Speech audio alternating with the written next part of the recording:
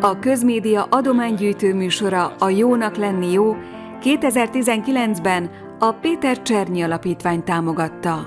A koraszülött mentéssel foglalkozó szervezet azóta több ezer gyermeknek segített az adományokból vásárolt speciális mentőautó segítségével. A jónak lenni jó akció keretében hála az adakozóknak, és hát fantasztikus gavallérok voltak, annyi pénz összegyűlt, hogy tudtunk venni 1,5 mentőautót, tudtunk venni magas frekvenciájú lélegeztetőgépet, olyan további eszközöket, amivel egy teljesen új generációs ellátást tudtunk elkezdeni.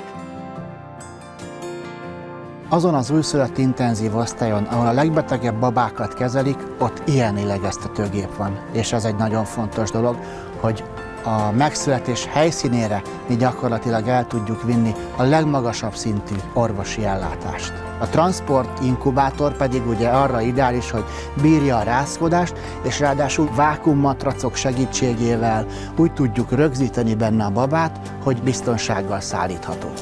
Kicsit előrébb, a kis inkubátor mellett a polcon pedig egy olyan testhűtő, egy kontrollált hipotermiás, tulajdonképpen a testet hűtjük vele, olyan berendezés látható, amivel egy speciális betegség kialakulásánál gyakorlatilag ez a gyógymód az, ami a baba számára egy esélyt teremt.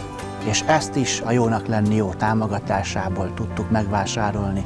Ez is egy 6-7 millió forintos kiadás.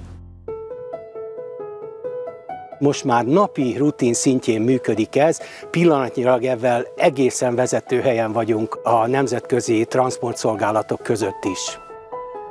A koraszülött szállításban nem a sebesség az elsődleges. Amikor babát viszünk, akkor a baba állapotának megfelelő, rendkívül óvatos, visszafogott vezetés a lényeg. Ugye a legfontosabb, hogy számára az állapot stabilizálás megmaradjon, úgy kell mozognunk az autóval, minthogyha nem gyorsítanánk, nem fékeznénk és nem kanyarodnánk, ezt pedig csak úgy lehet megtenni, hogyha rendkívül lassan, óvatosan megyünk. A Péter Czernyi Alapítvány most 37 éves. Nemrég teljesítették a 100 000. szállítást. Mi virtuális koraszülött városnak neveztük el ezt a 100 000-es újszülött számot. Azt kell, hogy mondjam, hogy ezzel, hogyha ez igazi város lenne, akkor a 7. legnagyobb magyar város lennénk.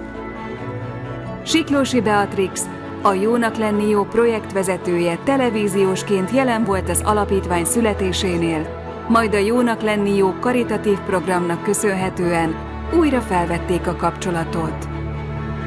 Igazándiból a széles közvélemény nem ismerte őket. Ők nagyon csendben, nagyon kitartóan, nagyon nagy szívvel, lélekkel végezték a munkájukat. Ezt a fajta nagyon nagy, hogy mondjam, tényleg önfeláldozó munkának is lehet nevezni, mert ezek az emberek, akik ott dolgoztak, azok éjt-nappal átéve adták magukat ennek a munkának. Sokszor, ahogy emlékszem, generációk is nőttek föl. Édesapa átadta ezt a munkát a fiának vagy a lányának, és így egy nagyon-nagyon meleg családi közösség is lett a Czernyi Gyermekmentő.